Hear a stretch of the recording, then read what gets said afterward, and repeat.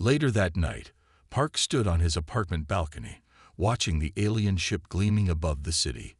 His phone buzzed with a message from Dr. Kim. They're scanning everything. Global power grids, internet traffic, manufacturing centers. Park wasn't surprised. What did surprise him was the knock at his door minutes later. When he opened it, Officer Lee stood there alone, his skin pulsing with nervous energy. "I apologize for the late visit," the alien said quietly, "but I needed to speak with you privately." "Is everything all right?" Park asked. Lee's three eyes blinked in sequence. "No, nothing is all right. The Galactic Authority has encountered 17,842 species.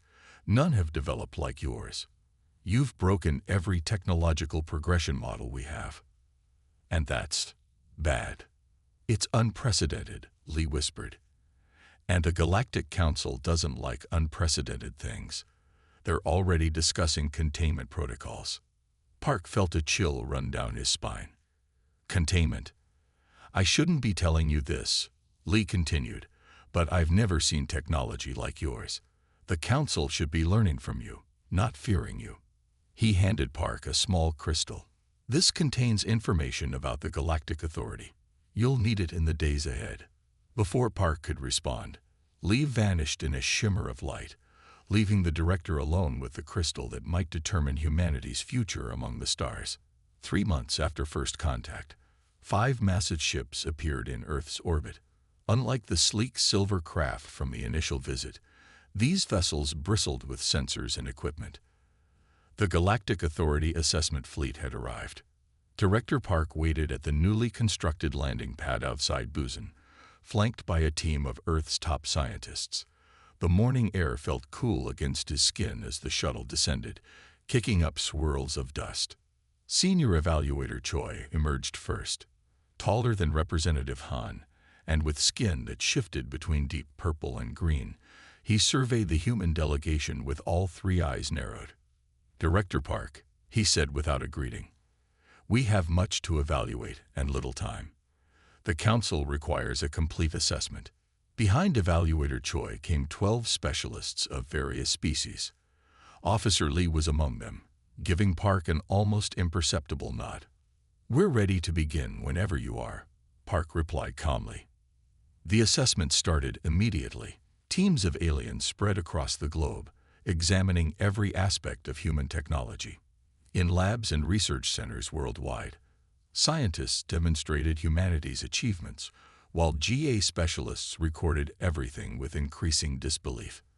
At the Busan Technological Hub, Dr. Kang showed the aliens their adaptive AI systems. She was a brilliant computer scientist who had pioneered quantum neural networks. The system processes information through multiple reality states simultaneously, she explained to Evaluator Choi. This allows for creative problem-solving beyond traditional algorithms. Choi's appendage trembled slightly as he analyzed the code.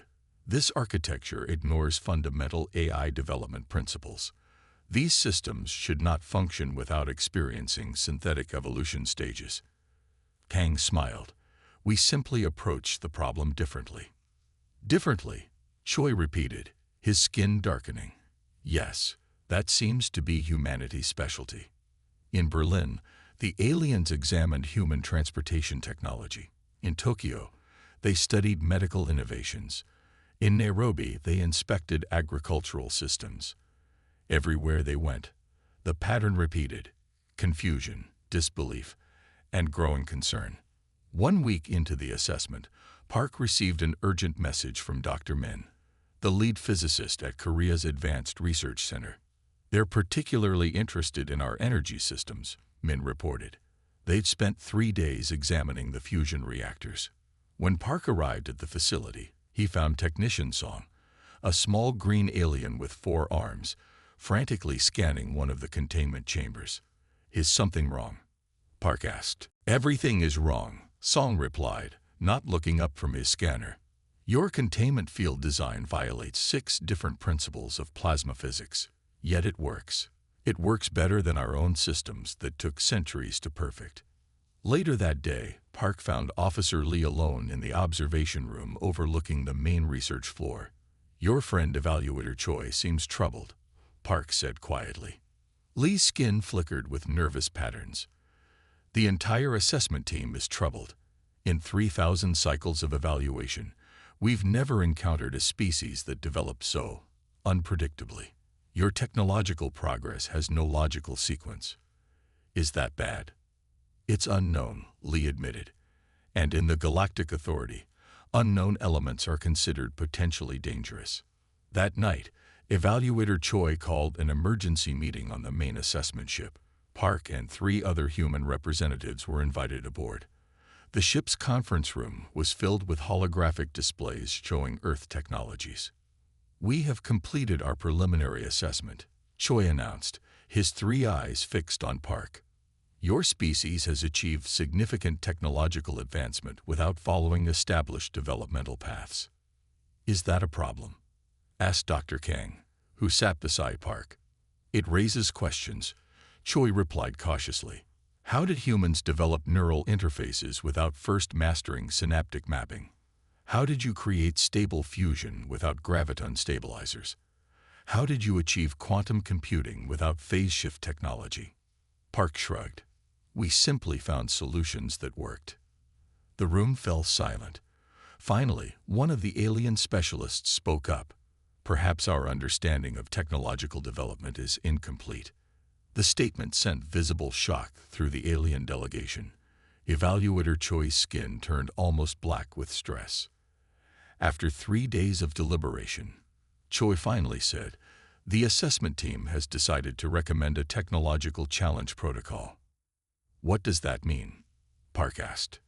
"Your species will be presented with 5 problems considered theoretically unsolvable. Your success or failure will determine Earth's classification in the Galactic Registry." As they left the ship, Dr. Kang whispered to Park, "Did he just say theoretically unsolvable?" Park nodded. "I think we've made them nervous." Officer Lee approached them before they boarded their shuttle back to Earth. "The challenge will be difficult," he said quietly, "but I have faith in human ingenuity." "Why are you helping us?" Park asked. Lee's skin rippled with colors Park hadn't seen before. "Because in all my years exploring the galaxy, I've never seen anything like what humans have accomplished. The Authority has grown stagnant, following the same development patterns for millennia. Perhaps humanity is exactly what the galaxy needs." As their shuttle returned to Earth, Park looked at the data tablet containing the 5 challenges. Each one seemed impossible at first glance. But then again, humans specialized in making the impossible possible.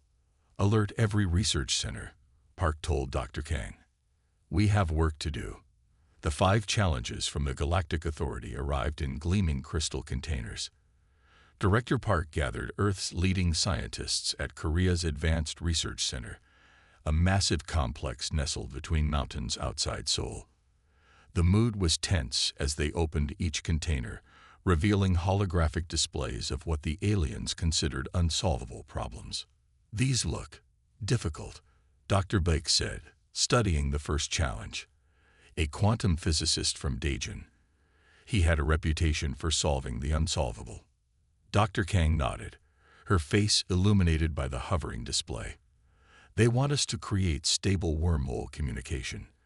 According to their notes, it's impossible due to quantum decay." Around the table, scientists from every continent examined the challenges: anti-gravity propulsion, molecular teleportation, conscious AI transfer, temporal observation. Each came with detailed explanations of why they couldn't be solved. "They've given us 6 weeks, Park said. "We need to organize into teams." The world's governments poured resources into the effort. Research centers operated around the clock. The best minds in every field worked side by side, borders and rivalries forgotten in the face of this crucial test. At the Seoul facility, Dr. Baek led the wormhole communication team. For 2 weeks, they hit dead end after dead end. "The problem is we keep trying to use their approach," Baek said during a late-night session, rubbing his tired eyes. "Look at their equations. They assume linear quantum fields. A young physicist named Jun looked up from his calculations. What if we use our multi-dimensional field theory? That's still experimental, someone objected. So is everything we're doing, Jun replied. They changed direction, applying Earth's unique approach to quantum physics. 3 days later, they achieved their first stable micro-wormhole. Similar breakthroughs happened at research centers worldwide. In Tokyo, Dr. Min discovered that the anti-gravity challenge became solvable when applying sound wave principles to gravitational fields, an approach the GA had never considered. In Berlin, Dr. Shin found that molecular teleportation worked when combining quantum entanglement with biological cellular principles, rather than treating them as separate sciences. 4 weeks into the challenge, Officer Lee secretly visited Park's office late one night. "I shouldn't be here," Lee said, checking to ensure they weren't observed. "But I wanted to know your progress." Park smiled. 3 of the 5 challenges have working prototypes. The other 2 are close.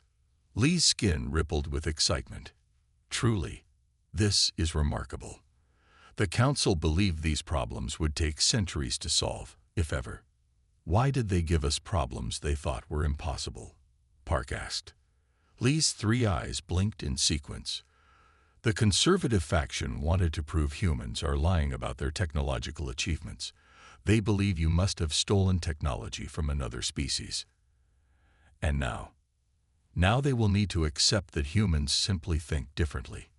Lee paused. "May I see one of your solutions?" Park led Lee to the secure lab where Dr. Bak's team had created a working wormhole communication device, small enough to fit on a desk yet powerful enough to transmit instantly across any distance. Lee studied it with wonder.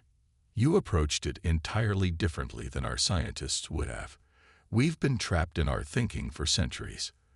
The Scientific Council rejects approaches that don't follow established patterns. Sometimes the best solution comes from an unexpected direction," Park said. As the deadline approached, final adjustments were made to all 5 prototypes. The night before the Galactic Authority's return, Park couldn't sleep. He stood on the research center's roof, looking at the stars where the GA ships waited. Dr. Kang joined him, carrying 2 cups of coffee. "Nervous?" "Yes," Park admitted, accepting the coffee. "We've solved their challenges, but I wonder what happens next." "You think they won't be happy with our success?" Park sighed. "Officer Lee mentioned a conservative faction that's suspicious of us. I worry about how they'll react when we show them working solutions to their impossible problems." "Perhaps that's why solving these challenges matters," Kang said. "To show them humanity deserves respect, not fear." The next morning, the Galactic Authority delegation arrived led by Evaluator Choi. His skin showed mottled patterns of concern as Park greeted him. "We're ready to present our solutions," Park said confidently. Choi's 3 eyes blinked rapidly. "All 5." "All 5," Park confirmed. The presentations began with Dr. Bake, demonstrating the wormhole communicator. He spoke simply, explaining how they'd approached the problem differently than GA scientists would have. When he activated the device, creating an instant connection to a lab in Australia, Choi's skin turned pale with shock. Each presentation produced similar reactions from the GA team. By the time Dr. Min finished showing the working anti-gravity propulsion system, several aliens were having heated discussions in their own language. "This is not possible," one specialist insisted. "They must have had outside help." Officer Lee stepped forward. "Or perhaps they simply found paths we never considered." As the final demonstration concluded, Evaluator Choi stood silent for a long moment. Finally, he addressed Park directly. "The Council will need to be informed immediately," he said, his voice oddly strained. "What you have accomplished changes everything." The massive council chamber of the Galactic Authority stretched in a perfect circle, with 86 raised platforms arranged like a giant amphitheater. Each platform held representatives from different species, some humanoid, others utterly alien in form. At the center stood a small delegation from Earth: Director Park, Dr. Kang, Dr. Bake, Dr. Min, and Dr. Shin, surrounded by their 5 working prototypes. The chamber hummed with whispered conversations in dozens of languages as Senior Evaluator Choi addressed the council. Esteemed members of the Galactic Authority, Choi began, his skin shifting nervous patterns. We present the human delegation and their responses to the 5 impossible challenges. The High Counselor, a tall being with crystalline features named Ryu, leaned forward. Proceed with the demonstration. One by one, the human scientists activated their devices. Dr. Beck's wormhole communicator established instant contact across the chamber. Dr. Min's anti-gravity device lifted a heavy metal sphere with barely any energy input. Dr. Shin's molecular teleporter moved objects between locations without disintegration. Each demonstration sent new waves of murmurs through the council. When the last device, the temporal observation window that could view events from the past, finished its demonstration, the chamber fell completely silent. High Counselor Ryu finally spoke, voice edged with disbelief. These solutions contradict fundamental principles established by our greatest minds over millennia. Director Park stepped forward. Different starting points lead to different conclusions. Humans evolved solving problems with limited resources, forcing us to find unconventional approaches. Impossible, declared Counselor Nam, a reptilian being from a system near the galactic core. No species could develop such technologies without outside assistance. Dr. Kang replied calmly, "We approached each problem by combining sciences your culture treats as separate. Our wormhole communicator merges quantum mechanics with biological cellular principles. Such combinations violate established developmental sequences," insisted another counselor. "Perhaps those sequences are not universal laws, but merely one path among many," Park suggested. The chamber erupted in overlapping voices. Some counselors demanded verification, others called the demonstrations tricks, while younger species watched with growing excitement. Officer Lee moved to stand beside the human delegation. "I have personally verified each technology. They function as demonstrated." High Counselor Ryu's crystalline features hardened. "You've exceeded your authority, Officer Lee." "I fulfilled my duty to seek truth," Lee replied without flinching. As arguments continued, an elderly counselor named Jun slowly rose from his seat. The chamber immediately quieted. Jun represented one of the founding species of the Galactic Authority. "I have served on this council for 300 cycles," Jun said, his voice thin but clear. "In that time, we've categorized thousands of species, all following predictable patterns of development. Now we face something truly new." He pointed a gnarled finger at the human devices.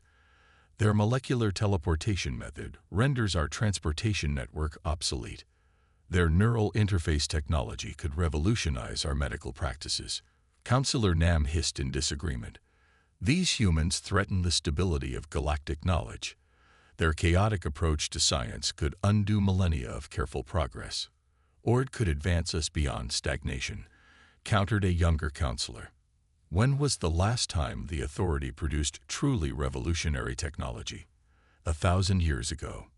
2,000. Throughout the chamber, divisions became clear. Older, established species viewed humanity with alarm, while younger civilizations seemed intrigued or even excited. High Counselor Ryu called for order. "We must determine how to proceed. Unregulated technological development threatens stability. These humans must be controlled. Or partnered with," Officer Lee suggested. "Imagine combining human creativity with our established knowledge." Director Park stepped forward again. "Earth does not seek to disrupt galactic society. We offer our innovations in a spirit of cooperation, not competition." High Counselor Ryu's eyes narrowed. "Pretty words, but your very existence challenges the foundations of our scientific understanding. The technologies you've demonstrated today overturn principles we've taught for millennia." "Sometimes foundations need challenging," Dr. Bake said quietly. "That's how science advances." The debate continued for hours. Eventually, a compromise emerged. Earth would be granted provisional membership in the Galactic Authority, with technological exchange to occur under supervised conditions. As the session ended, Dr. Kang overheard two alien scientists examining the wormhole communicator. "Their solution is so obvious in hindsight," one said. "Why didn't we ever think of it?" "Because we were taught it was impossible," replied the other. "And no one questions what they're absolutely certain cannot be done." Later, as the human delegation prepared to return to Earth, Officer Lee approached Director Park. "The Council's decision seems small, but its impact will be enormous," Lee said.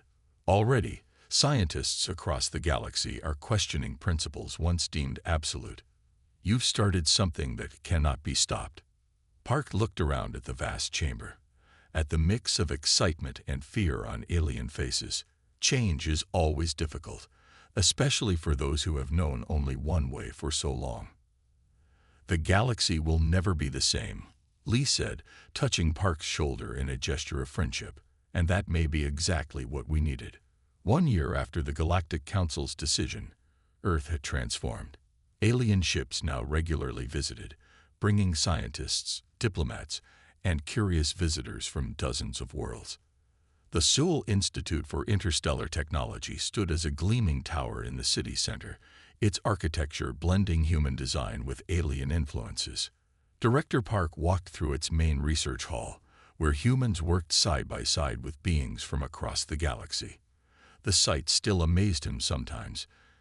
Tentacled scientists adjusting equipment, crystalline beings analyzing data, all collaborating with Earth's brightest minds. Officer Lee, now permanently stationed on Earth as the Galactic Authority's liaison, hurried to catch up with Park.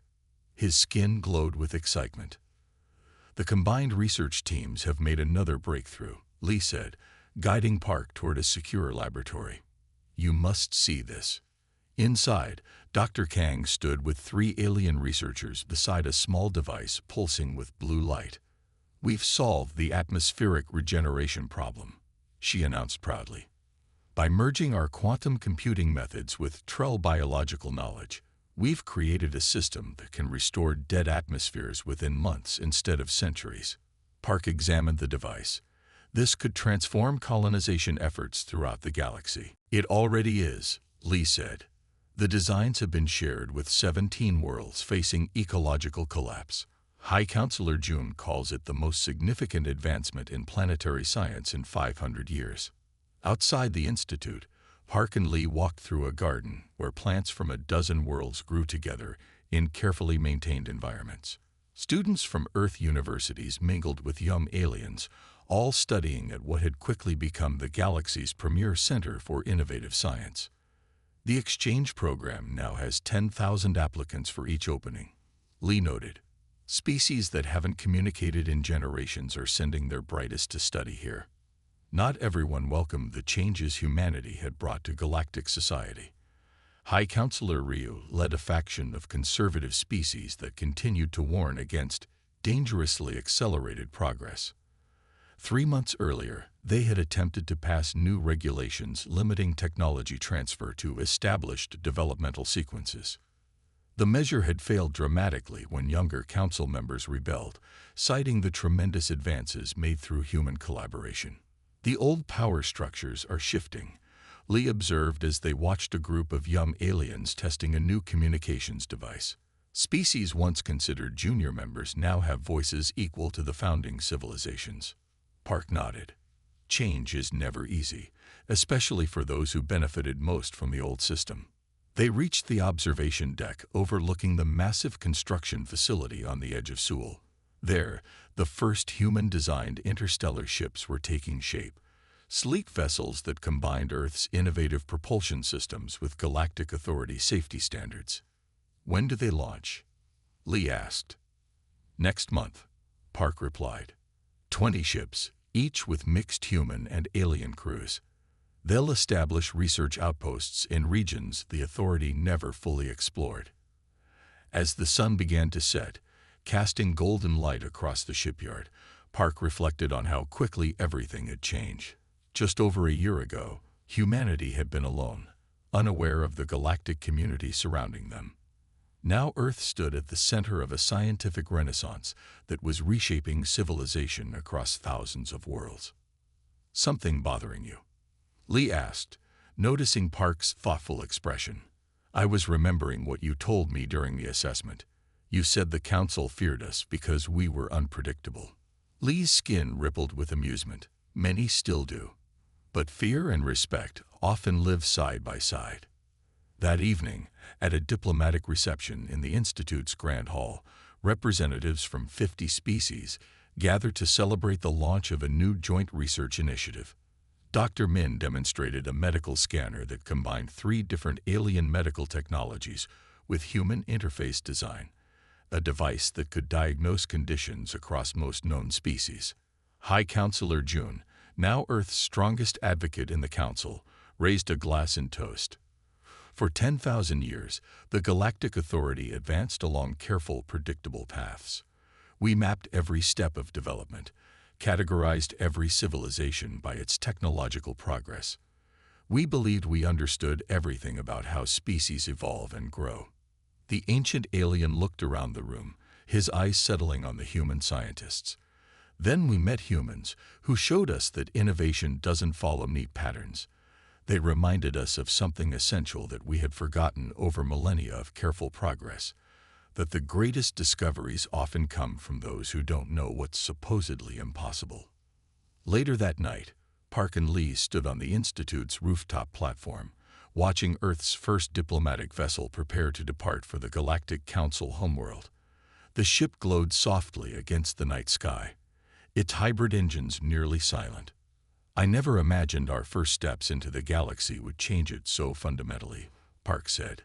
Lee's skin brightened with emotion. Perhaps the galaxy needed changing. Sometimes, the greatest gift comes from an unexpected direction.